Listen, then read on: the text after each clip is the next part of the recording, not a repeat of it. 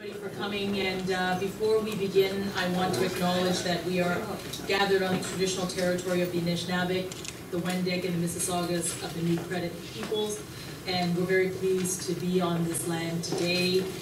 I want to thank all of the members of the media for joining us today, and I am joined by my colleagues, Jean Yip, the Member of Parliament for Scarborough Agincourt, Gang Tan, the Member of Parliament for Don Valley North, Sean Chen, the Member of Parliament for Scarborough North, would have been here this morning and isn't able to get here. So, but I know he is with us, and each of us, including myself, the Member of Parliament for Markham Thornhill, we all have the privilege and honor of representing ridings with a large number of Chinese Canadian constituents, and we all know that the current approach to cannabis does not work.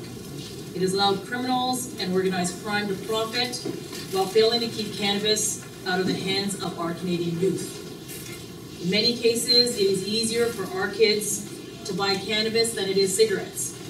That is why the Government of Canada, after extensive consultation with law enforcement, health and safety experts, and the hard work on the Task Force on Cannabis, introduced legislation to strictly regulate and restrict access to cannabis. The Act, also known as C-45, creates a strict legal framework for controlling the production, distribution, sale, and possession of cannabis in Canada. And today, we have with us Bill Blair, the Parliamentary Secretary to the Minister of Justice and Attorney General of Canada, and also to the Minister of Health. And Parliamentary Secretary Blair will update you and take questions about the Government of Canada's approach to regulating and restricting access to cannabis.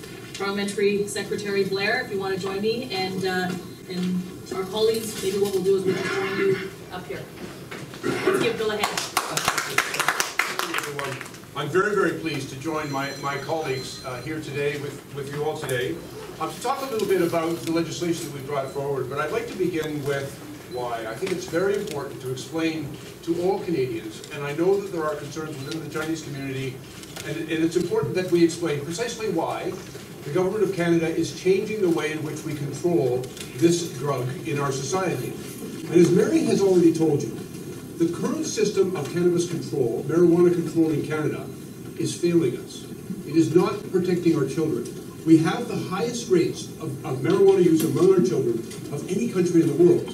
And this is unacceptable to us because marijuana can be a very dangerous drug for young people. It can affect the development of their brain. It can affect who they hang around with and how successful they will be in life.